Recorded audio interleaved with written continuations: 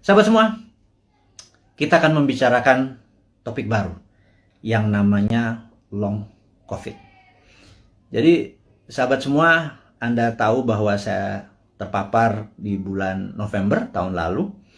Kemudian 9 hari saya di rumah sakit, kemudian pulang. Muscle saya bisa dikatakan shrinking atau mengecil hampir 10-20%. Sehingga sejak bulan Januari saya ada personal trainer hanya untuk membuat muscle saya bergerak. Jadi Anda akan lihat ini saya agak kurus, muka saya agak tirus dan lain sebagainya. Karena muscle saya hilang, asam amino saya seakan-akan dimakan oleh COVID tadi. Dan di sini ada hal yang baru, ternyata saya mengalami apa yang namanya long COVID.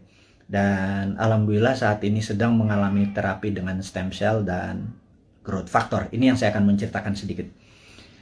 Apa itu long COVID? Gitu ya.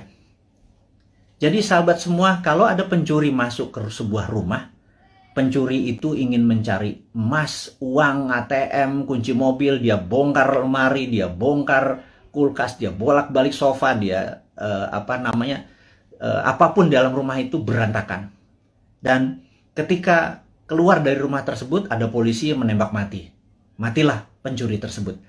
Tetapi rumah yang tadi dia masuki sudah berantakan. Itu dikatakan badai sitokin. Dan badai sitokin ini memakan waktu untuk penyembuhannya. Karena itu, efek ini disebut atau dinamakan long COVID. Sayangnya ini belum dipromosikan dengan detail dan banyak tentang long COVID. Maka dengan segala kerendahan hati, Bosman adalah orang yang awal-awal menceritakan tentang long COVID. Jadi ada yang efeknya setelah 3-4 bulan, mereka mendapatkan rambutnya rontok. Atau lelo, agak lupa terus lemot otaknya. Ini kok gue ke lantai 2 mau ngapain ya gitu ya. Kemudian ada yang gulanya yang biasanya normal 100, toto menjadi 300. Atau asam uratnya naik. Atau setiap malam berdebar-debar gitu ya. Sahabat semua, ada 4 juta saudara kita terpapar COVID dan menjadi penyintas, sudah sembuh dari COVID-nya. 50% katakanlah yang 2 juta itu menjadi normal kembali, tetapi yang 2 juta ini saat ini mengalami efek long COVID mulai dari yang kecil sampai yang severe atau yang parah. Dan sebagaimana kita ketahui bahwa 90% korban meninggal karena COVID-nya sudah negatif, alias kena badai sitokin atau organ-organ tubuhnya terkena pengaruhnya tadi. Jadi sahabat semua, bagaimana solusi long COVID ini gitu ya. Saya akhirnya sangat serius mendalami ini. Saya bergabung dengan beberapa dokter yang saya anggap mereka adalah pejuang-pejuang kesehatan. Kami memfokuskan dengan stem cell dan growth factor. Dan alhamdulillah siapapun yang terkena COVID, kami injeksi, kami tidak minta bayaran. Siapapun yang terkena long COVID, kami injeksi, tidak meminta bayaran. Dan saat ini Anda bisa cek di YouTube channel yang nanti akan kita sebarkan dan di IG. Siapapun yang terkena ingin menggunakan stem cell dan growth factor, dan ini cukup mahal. Satu injeksi itu 1 juta rupiah, saya nggak peduli. Kita sudah hampir 3.000 orang kita lakukan dan alhamdulillah sudah hasilnya sangat positif dengan tingkat kesuksesan 98%. Ini akan kita promosikan besar-besaran sebentar lagi. Tentunya setelah kita masih terbatas, tapi ini adalah penyelidikan yang sudah 5 tahun berjalan. Kita gaspol, intinya adalah kita ingin berkontribusi, kita harapkan 1 juta orang. Entah itu yang terpapar atau kena long COVID, kita kasih free. Ini proyek agak utopia, agak gila sedikit, tapi itulah New Mind. Tidak minta sumbangan pemerintah, tidak minta sumbangan apapun, tetapi kalau Anda kami tolong, dan rambut Anda yang rontok tahu-tahu tumbuh kembali setelah beberapa kali diinjeksi, kami mohon dengan hormat, Anda gratis. Tapi kalau Anda mau berkontribusi untuk menolong sesamanya, terserah. Mulai dari 0 sampai tak terhingga, Anda lakukan pembayaran atau tidak sama sekali, kita nggak peduli. Kita punya cara lain. Jadi intinya adalah stem cell dan growth factor ini akan menjadi senjata kita untuk menolong teman-teman yang long COVID. Saya tahu di antara 6.000 saat ini hampir 7.000 ada mereka yang jadi yang saat ini gue deg-degan kalau malam itu jangan-jangan long COVID karena gue udah penyintas COVID. Ini yang membuat gula gue naik, ini membuat dimmer gue naik dan lain sebagainya. Yuk kita diskusi lebih detail lagi tentang hal ini. Anda boleh DM atau nanti komen di IG kita atau di YouTube channel kita, karena kita akan merinci sekali lagi. Jadi ini berbeda sekarang YouTube-nya dengan YouTube yang dulu. Kita akan lebih banyak kontribusi-kontribusi ini, tapi bukan hadiah-hadiah, tetapi benar-benar ingin penyembuhan masalah COVID dan long COVID ini. Ini sedikit kontribusi dari kaum New Mind. Dan bagi mereka yang sehat, supaya tidak terpapar, kita adalah orang yang ingin imunitas kita tinggi, kita ada immodulator. Ini juga free, kita akan kasih semua orang. Ini berbahan baku juga ada stem cell dalam tanda petik yang kita keringkan dicampur dengan herbal. Ini juga gratis. Kalau Anda minta immodulator, kita kirim dimanapun, tapi ongkos kirimnya Anda tanggung kalau itu di luar Jakarta. Kalau di Jakarta ambil sendiri. Nanti tempat-tempatnya kita kasih tahu, ada yang di Citos, ada yang di Senayan dan lain sebagainya. Itu detailnya.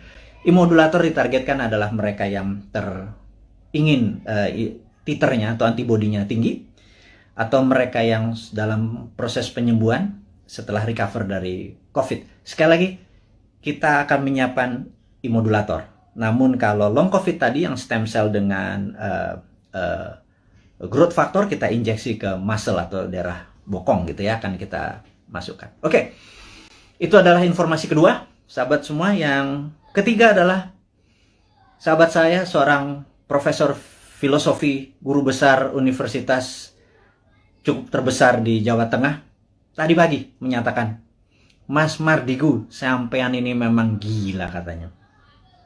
Anda benar-benar mendeklar diri Anda sebagai Westphalian. Saya begitu dikatakan saya sebagai Westphalian ini saya tertawa. Karena bagi orang seperti saya, no need an explanation tentang apa itu Westphalian. Jadi, tapi saya yakin teman-teman yang masih muda di bawah 40 tahun, mungkin yang memahami Westphalian ini cuman 5-10%. Ya udah, saya review what the hell is Westphalian gitu ya. Jadi Westphalian ini adalah orang-orang yang mendukung. Ini adalah di abad 17, tepatnya mungkin tahun 1648. Ada Westphalian, sebuah kota yang sekarang di wilayah Jerman, Westphalia.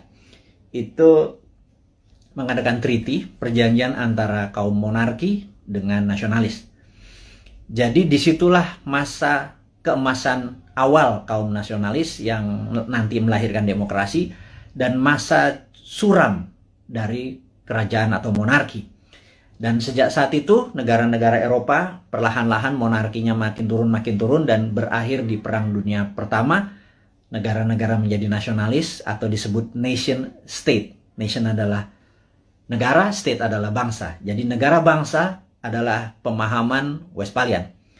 Kemudian di Perang Dunia Pertama, Westphalian menguasai 80% dunia, monarki hanya nggak sampai 20%. Kemudian di 1945, Perang Dunia Kedua, ada 100 negara lahir dan semua adalah Westphalian, sehingga monarki menjadi mengecil.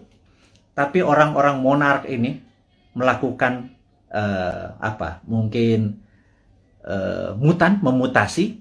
Mereka menjadi raja-raja seperti Rothschild, Oppenheimer, dan lain sebagainya. Ada 13 raja-raja, keluarga raja-raja, dalam tanda petik, bukan raja beneran, tapi raja ekonomi. Nah, mereka inilah yang mulai menggarap dunia tahun 50-an, 60-an, 70-an terus.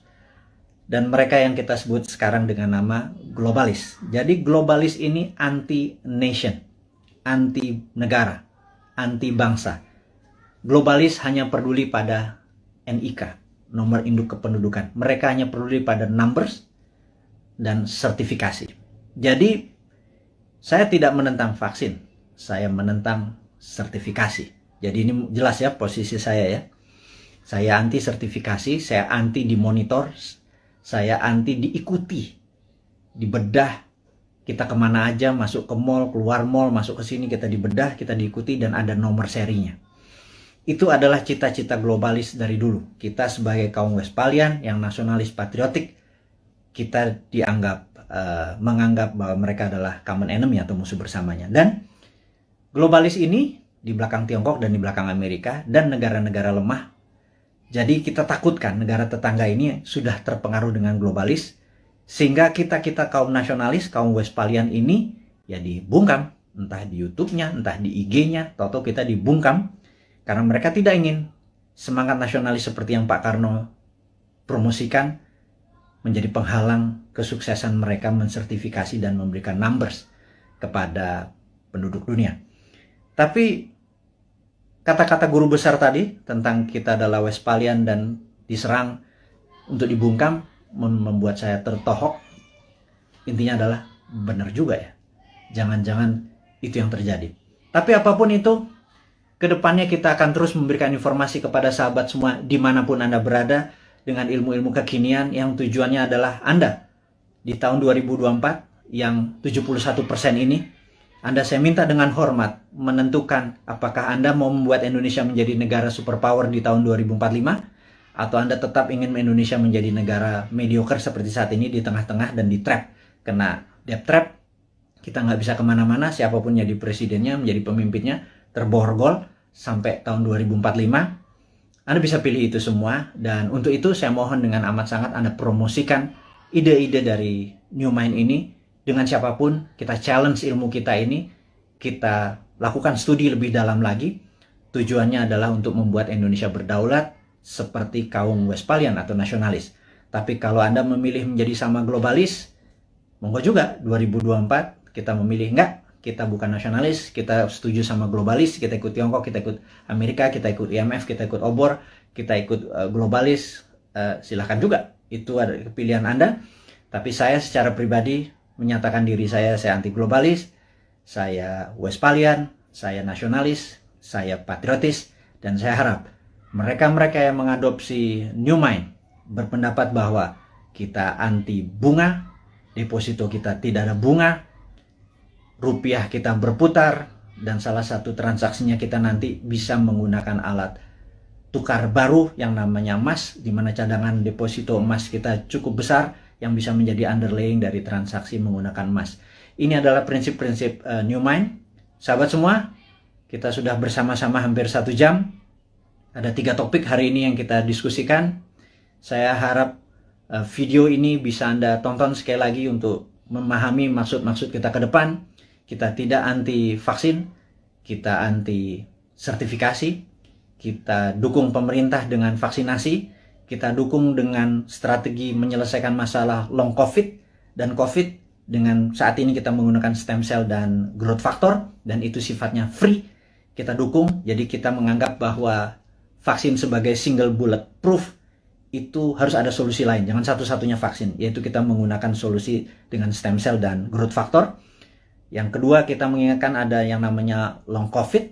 Long COVID adalah efek setelah terpapar COVID yang saat ini kita duga ada 2 juta sahabat kita, mulai yang terkena dari yang paling ringan hingga yang paling berat, dan ini akan kita gratiskan semua pengobatannya, dan nanti diskusinya kita ada di DM di sosmed kita, atau nanti akan informasikan ke YouTube. Terus subscribe YouTube kita, perbanyak YouTube kita, informasinya semua ada di sana. YouTube kita akan menjadi baru, sosmed kita akan menjadi baru, dengan tujuan untuk menjadikan Indonesia baru. Akhirul kalam, saya ucapkan terima kasih atas perhatiannya. Mohon maaf lahir batin. Wassalamualaikum warahmatullahi wabarakatuh.